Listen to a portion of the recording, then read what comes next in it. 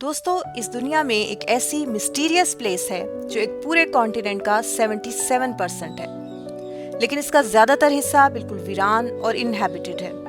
A land of bone chilling temperature, mysterious craters, अचानक गायब हो जाने वाली लेक्स और सदियों पुराने राज जो बर्फ में दफन है। तो दोस्तों, आइए आज बात करते हैं साइबेरिया की, दुनिया का सबसे अजीब और मिस्टीरियस रीजन। मैं हूं आयला असद और आप देख रहे हैं डिस्कवरिंग रियलिटी। तो आज हम डिस्कवर करेंगे अनटोल्ड मिस्ट्री ऑफ साइबेरिया को। दोस्तों, साइबेरिया कोई मुल्क नहीं है, बल्कि ये एक रीजन है जो कवर करता है about 13 million square kilometre area को, यूरल माउंटेन से लेकर पैसिफिक ओशियन तक। दोस्तों, अगर ये कोई मुल्क होता तो शायद दुनिया का सबसे बड़ा मुल्क होता, लेकिन यहाँ पर स्क्वायर किलोमीटर सिर्फ 3 से भी कम लोग रहते हैं, हालांकि ये हमारी अर्थ के 10% एरिया को कवर करता है। It's a land of contradictions, यानी विंटर में टेम्परेचर बिलो -60 तक हो जाता है और गर्मियों में कुछ प्लेसेस पर 35 सेल्सियस तक भी पहुंच जाता है। यहाँ 8 टाइम जोन्स हैं। साइबेरिया नेचुरल रिसोर्सेज से मालामाल है, ऑयल, गैस, गोल्ड, कोल, मगर इन सब रिसोर्सेज के बावजूद इसके ज्यादातर एरियाज अनडेवलप्ड हैं। लेकिन जो चीज साइबेरिया को इंटरेस्टिंग बताती है वो है यहाँ की अनटोल्ड मिस्ट्री। जून 30, 1908 को सेंट्रल साइबेरिया के आसमान में एक जबरदस्त एक्सप्लोजन होता है जो ऑलमोस्ट 1000 एटम बॉम्ब्स के बराबर था। इस धमाके ने 2000 स्क्वायर किलोमीटर तक मौजूद तमाम दरख्तों को जलाकर राख कर दिया। लेकिन हैरत अंगेज बात यह थी कि वहां किसी भी तरह का कोई क्रेटर नहीं मिला।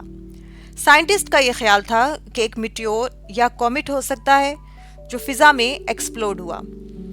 इसके बारे में मुख्तलिफ थ्योरीज बताई जाती हैं कि ये ब्लैक होल से आने वाला एलियंस का स्पेसक्राफ्ट भी हो सकता है। लेकिन दोस्तों, टुंगस्का इवेंट हमारी मॉडर्न हिस्ट्री में आज तक का सबसे बड़ा अनसॉल्व्ड एक्सप्लोजन था। दुनिया की सबसे oldest and deepest fresh water lake भी साइबेरिया में ही है। ये ओवर 25 मिलियन ईयर्स ओल्ड है। हमारी अर्थ के फ्रेश वाटर का 20% इस लेक में पाया जाता है। इस झील में बहुत से राज छुपे हुए हैं। यहाँ पर ऐसी क्रिएचर्स भी पाई जाती हैं जो और कहीं नहीं है। बाइकल सील पूरी दुनिया में ये सिर्फ इसी लेक में पाई जाती है।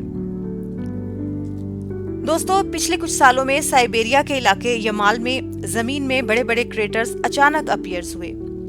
इनमें से कुछ क्रेटर 30 to 50 मीटर्स तक गहरे हैं। अकॉर्डिंग टू साइंटिस्ट, ये मीथेन गैस के एक्सप्लोजन्स थे जो बर्फ के नीचे दबी थी। 1959 में 9 एक्सपीरियंस्ड हाइकर्स यूरल माउंटेन्स में मिस्टीरियसली डेड पाए गए।